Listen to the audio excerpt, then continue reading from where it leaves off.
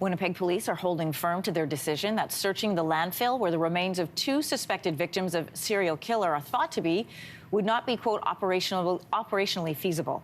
The remains of Morgan Harris and Mercedes Myron, both Indigenous women, are believed to be at the Prairie Green Landfill in the spring. But police say because of the passage of time as well as logistical challenges, the search effort would be difficult. With us this morning is Cambria Harris. She's the daughter of Morgan Harris. Thank you for joining us.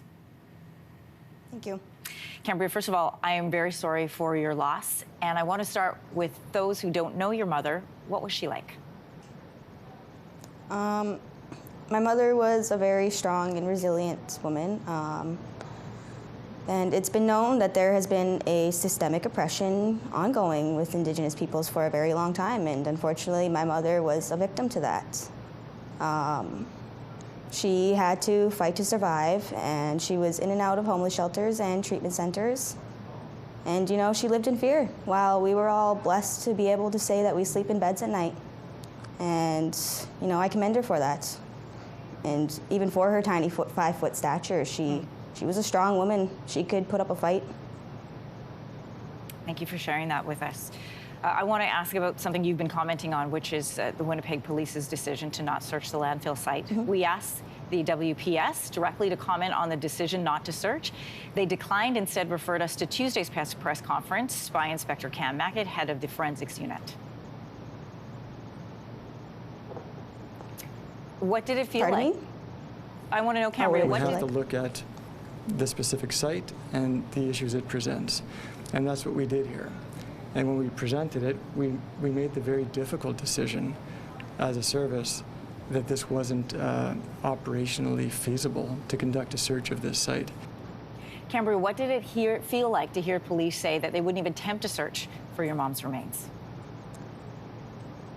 You know, I think it's pretty demeaning, and it's definitely a violation of not only my human rights, but my mother's. My mother deserves a proper burial. And for them to just say that they're not even going to try to search because it's not feasible is absolutely wrong, because you heard in the press conference, they said it's not an issue with funding. And they might not have the technology to be able to do it, but we definitely have the technology accessible to us throughout the country and throughout the U.S. What do you we think had someone the weigh issue in is? from California. The issue?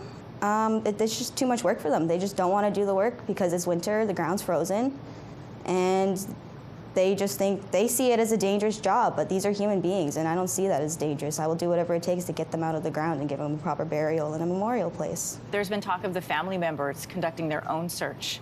Is that possible? Yep, absolutely.